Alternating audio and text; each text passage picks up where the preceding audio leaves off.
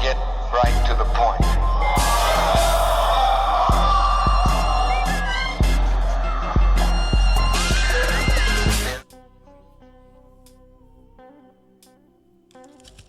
No one can make an intelligent decision without being properly informed.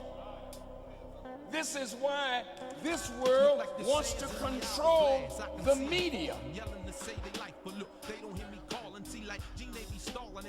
This is why media hype can take you up, take you down. So you don't know anymore who's really good, because the media can make a wicked man look good and make a good man look evil. That is why. I can't quit. I'm like Saddam, keeping my eye on Clinton, watching each move he make. Cause every slither he takes sort of reminds. Good evening and welcome. Assalamu alaikum. You are watching a special edition of the Final Call News Hour. I am your illustrious host, Brother Herman Supreme Style Muhammad. And today we're going to be coming out of the latest Final Call newspaper, which reads, The Unraveling. Instead of bringing the U.S. together, Election 2020 revealed deep racial wounds, political animosity, seething anger, and ugly violence in a nation divided against itself. Coverage begins on page 3. That is the latest edition of the Final Call newspaper, and you are watching the Final Call News Hour, which is the partner of the Final Call newspaper and the partner of the Final Call online edition, which you can get digitally right here at finalcalldigital.com. And I would encourage you, family, that if you are not a subscriber to the digital edition of the Final Call, that you log on, go to finalcalldigital.com and subscribe. You'll get a digital edition that comes directly to your tablet or to your phone. You will stay informed because this is the biggest, baddest, blackest, boldest newspaper on planet. It's independently owned black media. It is the most widely circulated and black owned publication in the world famous Final Call newspaper. And this is the Final Call News Hour. Now, we're about to get into it. But let me switch my cameras because we got some exciting stuff to show you. Let's bring on our FCN in the call the truth brother, student in the ministry, Herman Muhammad.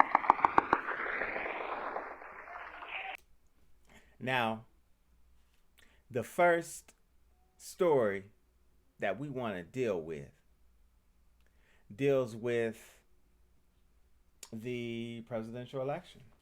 The paper is entitled, again, The Unraveling. And I want to be very careful because we have some instructions that were given to us by the Honorable Minister Louis Farrakhan with regards to the election and how we should treat it. So I don't want to make mockery of anyone. I don't want to gloat because honestly, with regards to this presidential election, I don't feel like we had a dog in the fight. I certainly didn't. But again, the current edition of the Final Call newspaper is The Unraveling. Instead of bringing the U.S. together, Election 2020 revealed deep racial wounds, political animosity, seething anger, and ugly violence in a nation divided against itself. And coverage does, in fact, begin on page 3, which is where we want to start. So, but before we do that, man, I just want to remind you that if you're watching on YouTube, help us to keep this positive programming and content going. As you know, they have effectively deleted the Nation of Islam's YouTube, Instagram channels, also the Final Call newspaper from YouTube. So if you're watching via YouTube, go ahead and hit the like, share, and subscribe button down there so that we can keep this content going. Again, fractured America, distrust, and an increasing racial divide. Now we're right on the heels of our 2020 presidential election that was between Donald Trump, the Orange Man, and Joe Biden, aka Sleepy Joe Biden, to Donald Trump and those who are with him. Now, we have to congratulate, we can't hate, we got to congratulate the new president-elect, Joe Biden, and Vice President-elect Kamala Harris. And I know some of you are elated. Some of you are very upset. But at the end of the day, the American people voted, and President-elect Joe Biden and Vice President-elect Kamala Harris received over 78 million votes. And they're still counting from what I understand. But, you know, in politics, that equates to a mandate. I want to specifically congratulate our sister Kamala Harris, and I want to say her name right. We can't be disrespectful and call her by other than her name. Her name is Kamala Harris. Her mama's name is Shamala. Her name is Kamala. It is not Kamala. It's Kamala Harris. And for those of you super black people out there who say, well, she ain't black. She ain't really black. She's a Indo-Aryan. You know, they got all sorts of names. I just want to say to you, this is a black woman. Anyone who has a black father from Jamaica and a very dark-skinned Indian mother from India, that's a black woman. You know, the Honorable Elijah Muhammad made it very clear that the original people outnumber the colored people or Caucasians 11-1. So he lumped us all together as family. So don't be a hater because Sister Kamala is a former prosecutor. I don't like prosecutors either. However, before any and everything else, I'm taught by my teacher, the Honorable Minister Louis Farrakhan, that we are to respect and protect the black woman. So I want to again say congratulations to President-elect Joe Biden and Vice President-elect Kamala Harris. And which leads us right into our story, which appears on page 2 of this edition of the Final Call newspaper. Or not page 2, page 3. Fractured America, distrust and an increasing racial divide. And the heading is Election 2020, the Aftermath. And this particular story is written by our sister Anissa Muhammad, who can be reached via Twitter at Muhammad Anissa. And she starts out, the tight presidential election revealed that America is divided against herself, and it further exposed racial tensions that have been growing over the course of 2020. While Joe Biden won the popular vote and electoral college, a blue wave did not sweep the nation as predicted, and instead, states became battlegrounds. The outcome of the election and the predicted blue wave that was going to sweep the country did not come to pass. Mr. Biden has to deal with a Republican-controlled Congress, Senate, and a House of Representatives that gained Republican members, said Abdul Halim Muhammad, the Southwestern Regional Representative of the Nation of Islam out of Houston.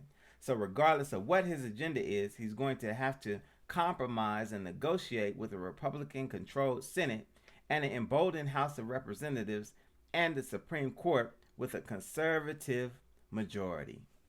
He said black people should have learned that they can't trust the corporate media or the political pundits. Their election didn't turn out the way that they predicted, he said, and what we should learn is that we have to build our own independent black political institutions. All right. Again, that's on page 3 of this particular final call, The Unraveling. And Brother Abdul Halim out of the southwestern region, Houston, stated it very brilliantly that we can and we must begin to do something for ourselves.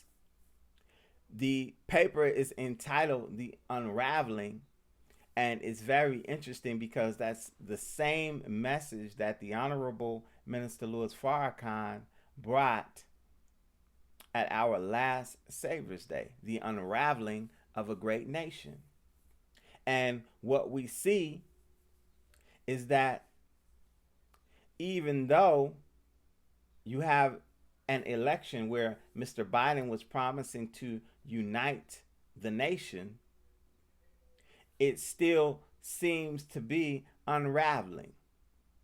We're doing a coronavirus show. This is another coronavirus or a quarantine edition of the Final Call News Hour because the coronavirus is rampant. It's running rampant throughout the nation. The numbers are higher than they have ever been. And so I implore you to do like the Honorable Minister Louis Farrakhan asked us to do, and that is to stay in your homes, lock yourselves in, make your homes your places of worship. Go out for groceries and things of that nature, but don't do a whole lot of unnecessary traveling. The Honorable Minister Louis Farrakhan, let me give you a shot of this beautiful black man. Let us know that there were going to be some things that took place and that the coronavirus was really a God-sent virus, and that it really would take America and the world over to repent in order for Allah to ease and bring back the virus. But we know doggone well that President Trump, you know, as he sits, doesn't have repentance in his heart. He won't even concede the fact that the American people have voted him out of office.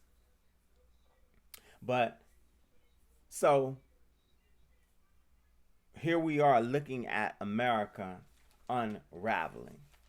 Here we are looking at the racial divides continuing to plague this country. And I want to read something. I want to go to page 4 because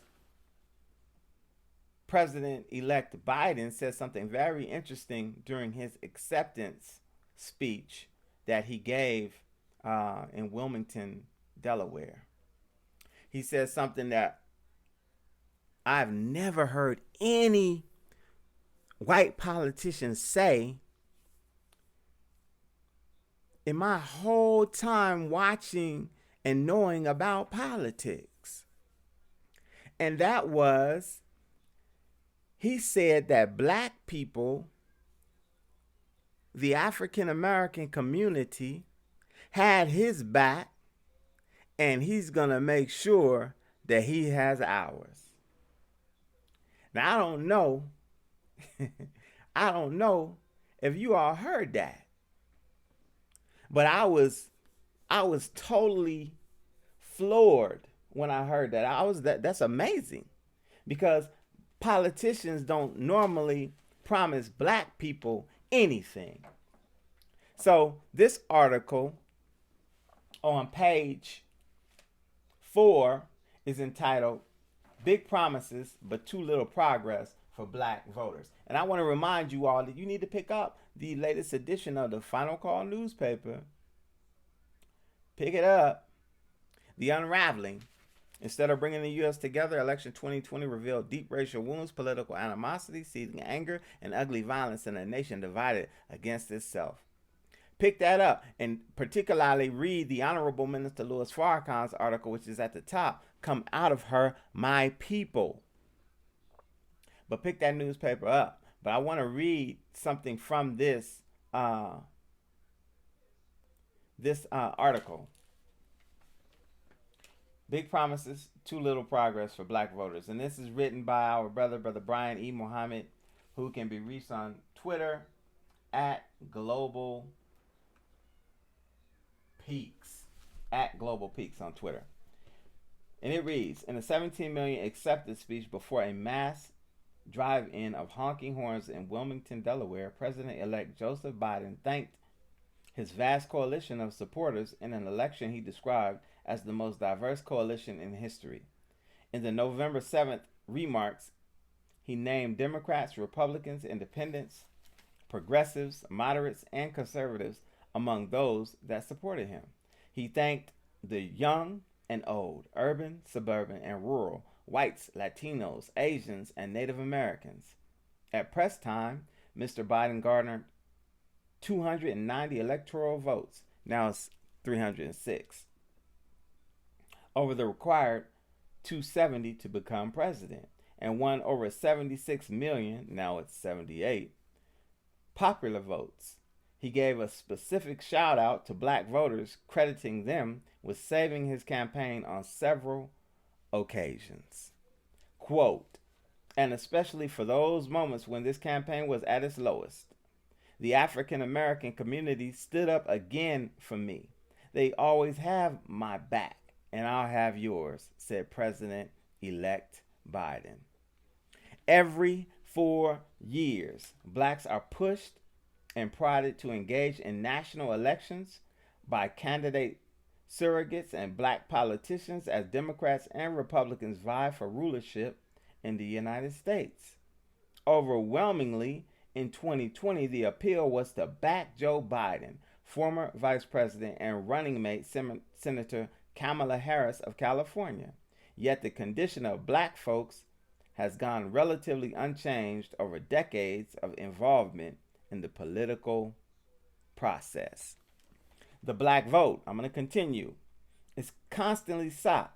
However, reciprocity has consistently been lacking. Many complain because of the current political arrangement and how blacks engage the process for better or worse. Mr. Biden, like past politicians, rode a wave of black support absent a specific promise of a substantive return and what that political return would be. Now, here's my sister Vicky is quoted in this article. She says, Sister Vicky X. Dillard, it's very problematic. Very problematic. In fact, the way in which we have been engaging this political process is really a manifestation of mental illness of our people, Ms. Dillard argued. Ms. Dillard, who also hosts a social media talk show, described the condition in scriptural terms as a stronghold and vain imagination that must be broken. She told the final call that it's important to recognize how spiritual and mental elements factor in why black people continue to be in the same position. Now I want to stop right there. Sister Vicky makes an excellent point. And really, this is what we have been arguing and talking about with regards to black people and our participation in the political process. I'm reminded we did a show a couple of weeks where we featured our brother Ice Cube and his contract with Black America and how he presented it to the Biden team and he presented it to the Trump team. The Trump team took some of brother Ice Cube's proposals and put them in their own platinum plan, but they tried to use Ice Cube to make it seem as though they were doing something for black people when they really were not. However, the Biden campaign wouldn't even consider Ice Cube's plan. They said they wouldn't even consider it until after the election. And so our argument has always been, in the Nation of Islam. And those of us who are politically astute and black conscious, that if we're going to have our vote, we understand that politics should be transactional. Because Joe Biden was saved, according to the article, according to his own words, when his campaign was at its lowest, was saved by the African American community. First, it was the brothers and sisters in South Carolina. Then, if you watched the Blue Wall, if you watched CNN, if you watched CNN that night and they were counting the votes, at one point, Mr. Biden was down in Wisconsin. Mr. Biden was down in Pennsylvania. Mr. Biden was down in Georgia. He was down in Nevada. He was down in Arizona. But then those votes from the so-called minority communities, and there's a reason why I say so-called minority communities, those votes in Milwaukee started to roll in, right? And he was up. Those votes in Philly started to roll in, and Mr. Biden began to get up. Those votes in Atlanta, all of these black areas, those votes in Phoenix began to roll in, the black and brown vote. Those votes in Las Vegas and Henderson started to roll in. And then all of a sudden, Mr. Biden is winning all of these states. And he wins, up to this point, 306 electoral college votes when you only need 270 to win. He wins by, according to Mr. Trump, he won by the same amount during the last election. That's a landslide. But it was the black vote, family. The black vote. And so we need to learn that our vote, it can count if we know how to leverage it and we use it.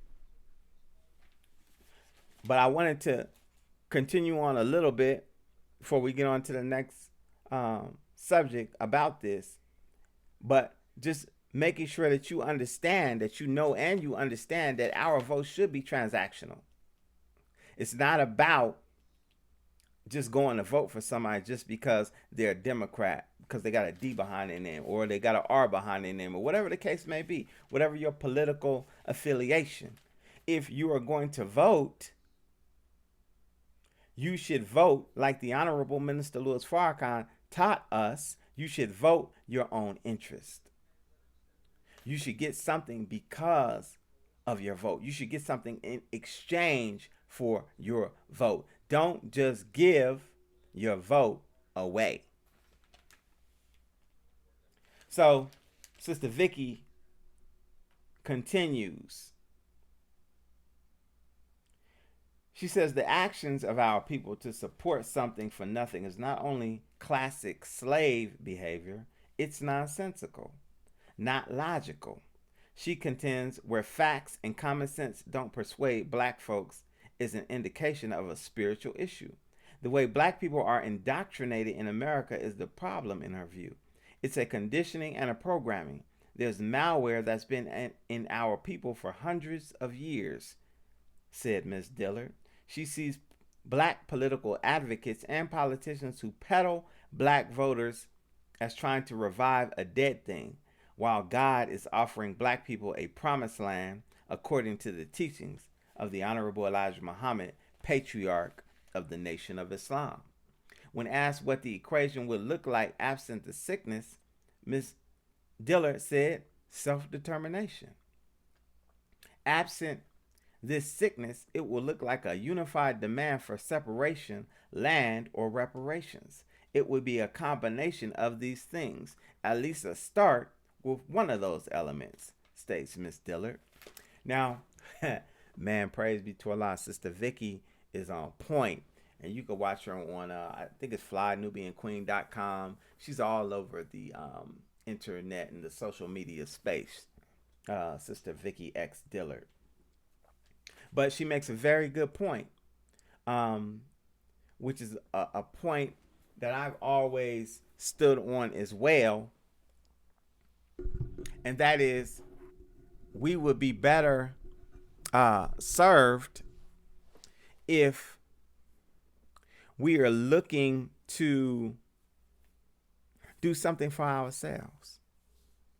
If, okay, I'm going to put it to you like this. To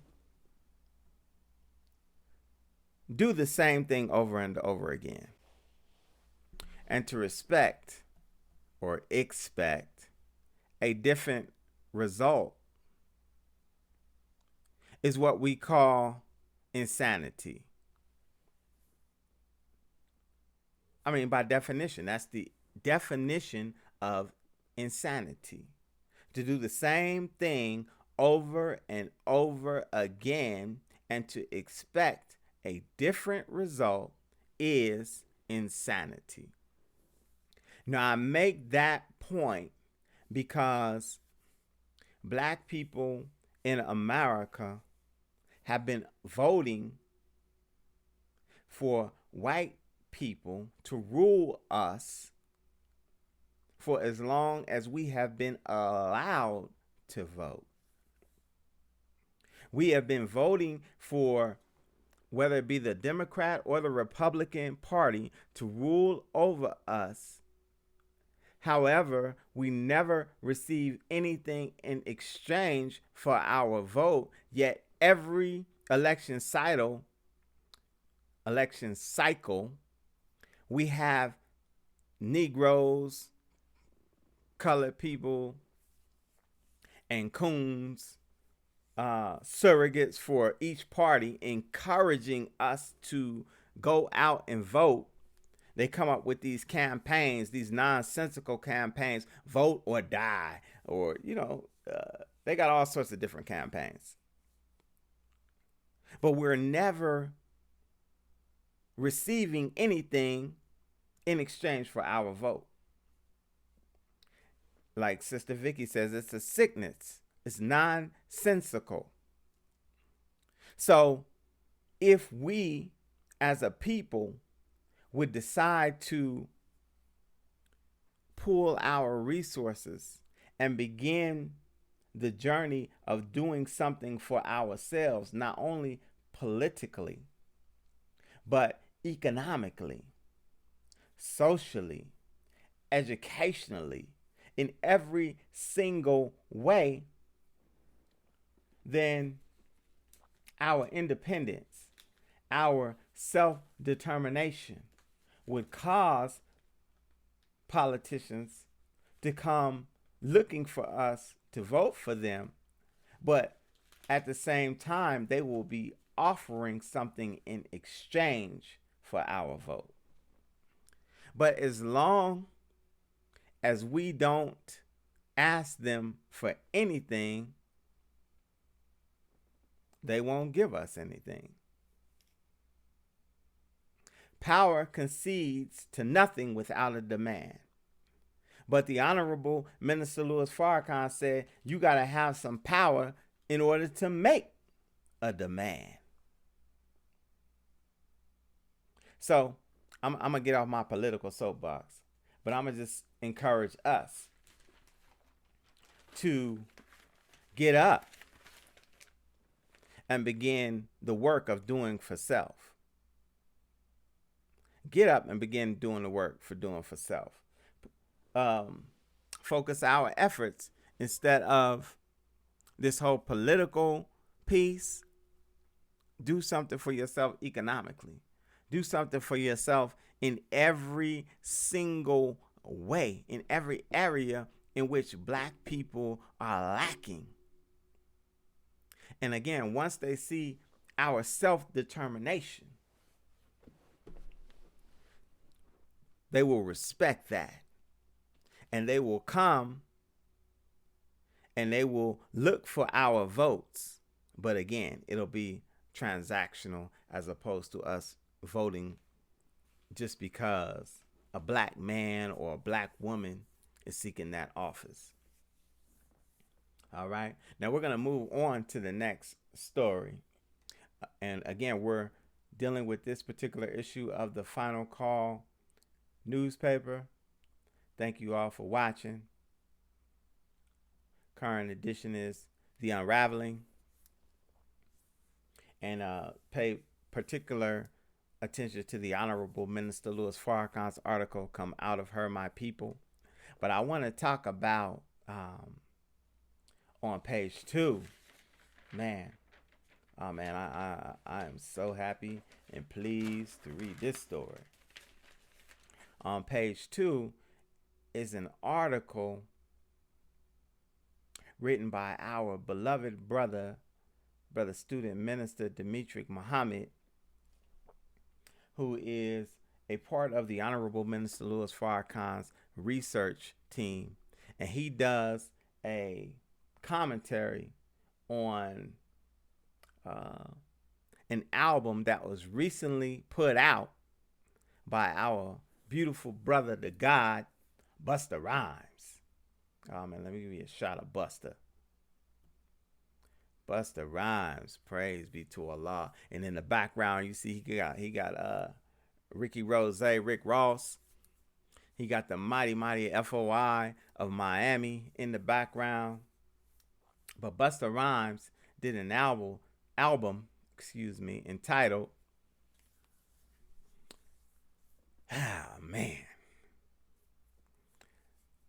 Extinction Level Event 2, The Wrath of God. Oh man, this is so powerful. And it's interesting because, we're looking at this rap industry, this hip hop industry. And we're looking at a lot of these young brothers who are killing one another, being murdered on the streets. Rest in peace. May Allah be pleased with Brother Mo 3, who just got shot a few days ago, killed on the highway in Dallas. Lil Boosie just got shot again in Dallas. Then Brother Benny the Butcher, another hip-hop artist, got shot in Houston going to a Walmart, allegedly to pick up some few things he pulled up, and somebody tried to rob him and steal his jewelry. But that brings us to our brother Busta Rhymes, because while these young brothers, man, they doing a whole lot of street music where, the beats are banging, they're vibrating on a very low level, but you know what I'm saying, but they're banging. But with regards to their lyrics, they're not talking about nothing. I could say about Brother Mo 3, may Allah be pleased with him, that there was some tracks where he talked about the Honorable Elijah Muhammad. You know what I'm saying? But it was definitely his hip hop or his rap was definitely dealing more on the street level. But I say to those young brothers that you all could take a lesson from these older brothers who are still in hip hop, who's still doing it. You could take a lesson from Brother Busta Rhymes and the Extinction Level Event. You could take a lesson from Jay Electronica and Jay-Z and Jay Electronica's latest album, which dropped right when the quarantine first started. You could take a lesson from Brother T.I., who has a banging album out, Straight Conscious. You could take a lesson from Nas and his album King's Meat. There are so many hip hop artists who are putting out incredible music that is conscientious, and I just want to, give a round of applause to those brothers, give a shout out, give kudos to those brothers who are putting out that positive music with positive content. This Extinction Level Event is powerful because, oh man, it's so powerful. Well, I'm going to just read Brother Demetric's piece and then we'll talk about it a little bit. During a period of time when many platforms are being closed to the Honorable Minister Louis Farrakhan and his representatives, it has been encouraging to notice and witness overtures of support, solidarity, and appreciation emerging from the world's most popular and significant cultural expression, hip hop. For in the aftermath of the Honorable Minister Louis Farrakhan's worldwide July 4th message, his and our enemies have become more enraged. They now callously dog the trail of Minister Farrakhan, seeking to extirpate him and the Nation of Islam from all platforms, including the digital spaces and social media. Over the past few days, the world has been taken by storm with the release of the much anticipated new music project from hip hop legend, the multi-talented Busta Rhymes. Not only does this new project, Extinction Level Event 2, include amazing features and collaborations from noteworthy artists like Kendrick Lamar and Rakim, but the project comes with tributes to and content from Minister Farrakhan. To add that already impressive and courageous inclusion of Minister Farrakhan's verbatim words is another track that is simply titled Master Fard Muhammad. At the time of the writing of this article, that song has over 2 million views on YouTube. Oh man. And look, Extinction Level Event 2, The Wrath of God. It's interesting to note, man, that, the name of his album, the title track, The Wrath of God, man, is the track that features the Honorable Minister Louis Farrakhan. Busta Rhymes is putting it down, man. He's putting it down. And for those of you who do not know, the track Master Fard Muhammad, which has a awesome video, go online and check that out, man. But what Busta Rhymes is doing, and I'm not going to be long, but I'm going to be strong. What Busta Rhymes is doing is he's introducing the world to the God of the Nation of Islam. He's introducing the world to the God of the Honorable Elijah Muhammad, to the Honorable Minister Louis Farrakhan, and to the Nation of Islam. He's introducing that figure, the one who raised, who taught the most Honorable Elijah Muhammad, the one who is responsible. He's the founder of the Nation of Islam. He is the one who came and found a people that was lost and destroyed. Master Fard Muhammad. It's interesting to note, and this is just a Supreme Style barber story. When I first opened up my barber shop, the first picture that I hung up was a picture of this man who we say is our Savior, who we say is God in person, Master Fard Muhammad. And the picture says Master Fard Muhammad, the Holy Quran, clothed in flesh. And I put it up because I truly believe, brothers and sisters, ladies and gentlemen, that this man is my Savior.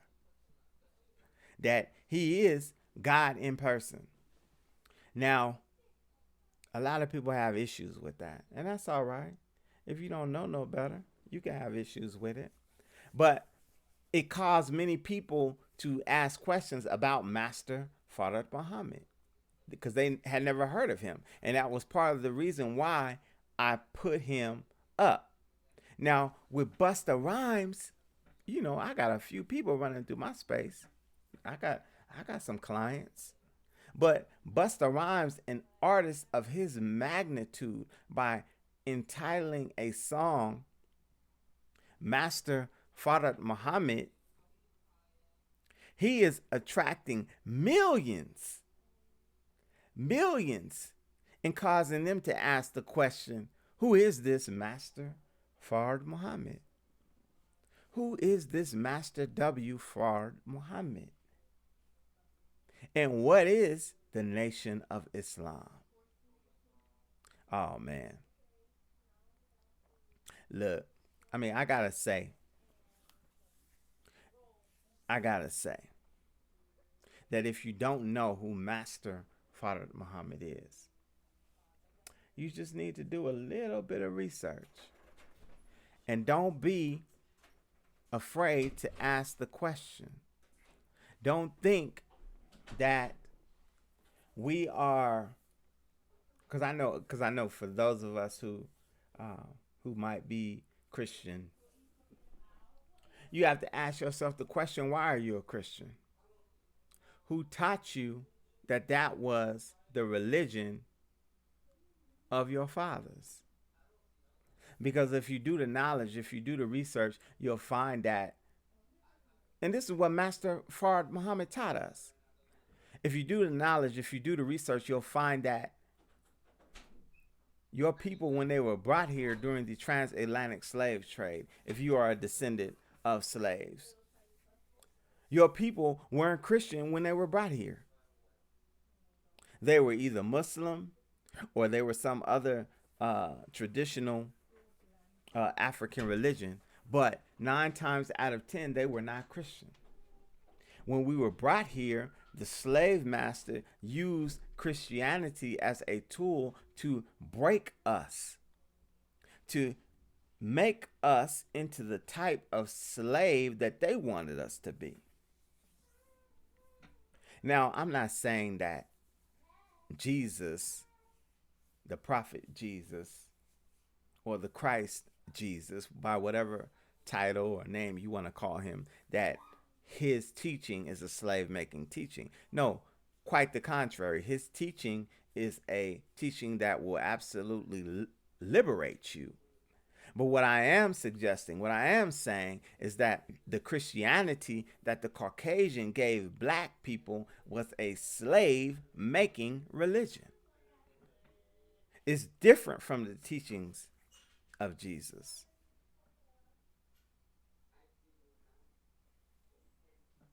Master Fard Muhammad came in fulfillment of the scriptures. You might say, God is not no man. But you know, these are theological conversations. These are theological arguments that we could have.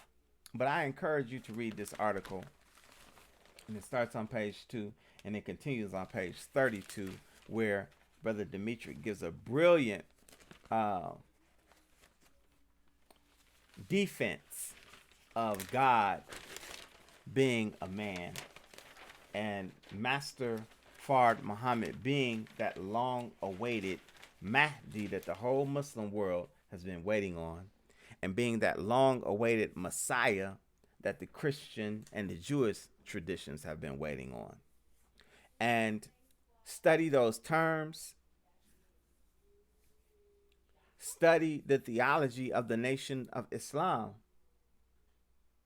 and begin to understand that something or someone of great importance did show up and teach the Most Honorable Elijah Muhammad.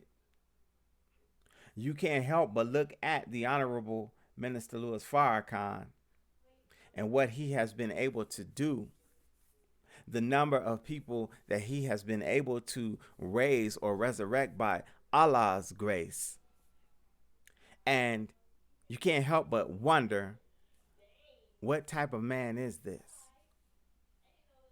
You can't help but look at him and realize that he has the most powerful enemies in the world, yet he's not fazed by them at all. You can't help but look at the Most Honorable Elijah Muhammad and look at his students, the ones that he raised, from Malcolm X to Muhammad Ali to the Honorable Minister Louis Farrakhan to Imam Warithuddin Muhammad.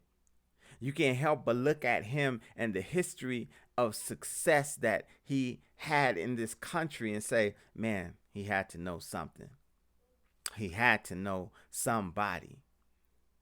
Here's a man who stood up in the 1930s and told the white man to his face that he was the devil. And white folks didn't hang him in no tree. They couldn't do anything with him. Just like they can't do anything with the Honorable Minister Louis Farrakhan. And it is because they were raised and taught by, well, the Honorable Elijah Muhammad was, but the Honorable Minister Louis Farrakhan being an extension of the Honorable Elijah Muhammad, raised and taught by a man who came all by himself, July of 1930, going door to door selling silks,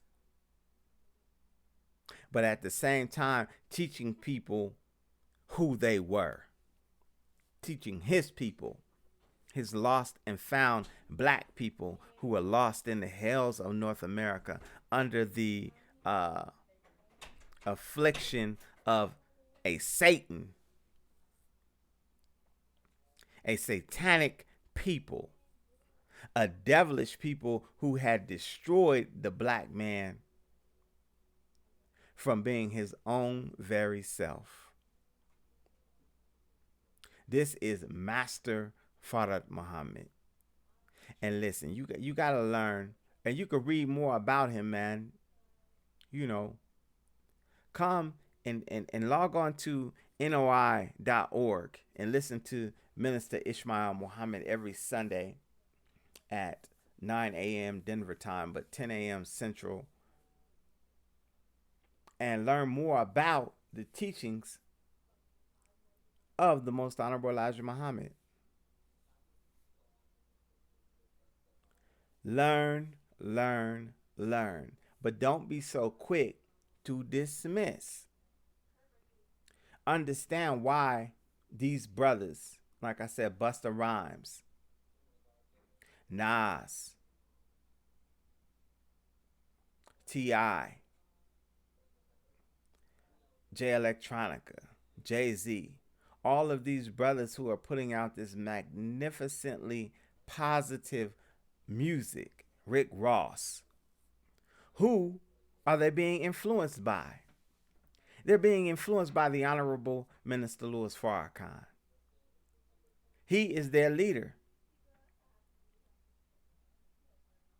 And these young brothers, like I said, you could take notes from these older hip hop icons because they're rolling in the direction that you should be rolling in. And they can help to guide you in that direction. But I just wanted to stop in, man, and talk about those few things. Say congratulations to the president-elect and vice president-elect. Say congratulations to my brother Busta Rhymes for putting out such a brilliant piece of work. Encourage you all to pick up the latest Final Call newspaper, current edition, The Unraveling. And I love reading the paper, having the paper in my hand. It's just a beautiful thing, man, when you can just have this actual newspaper, you know what I'm saying? And the energy that comes from it because of the wisdom and the intention of the authors who contribute to the paper, man, it's a powerful thing.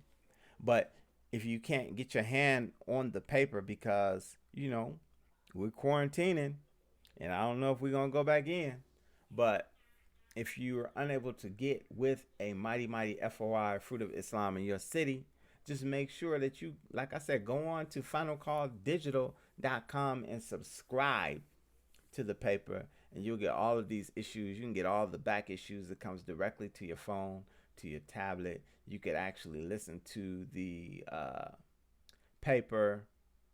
You can listen to the paper on your phone while you're driving to work.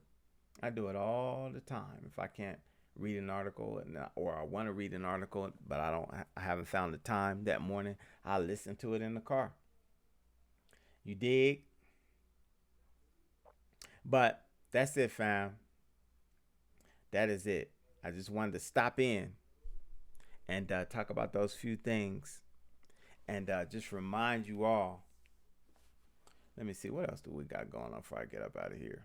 Oh, just make sure too that if you want to find out what we got going on in Denver, if you're interested in the Nation of Islam in Denver, hit us up. Go to noidenver.org and just fill out a form and we'll get back with you. The Nation of Islam is where it's at. We are intent on building something for self, especially in this city.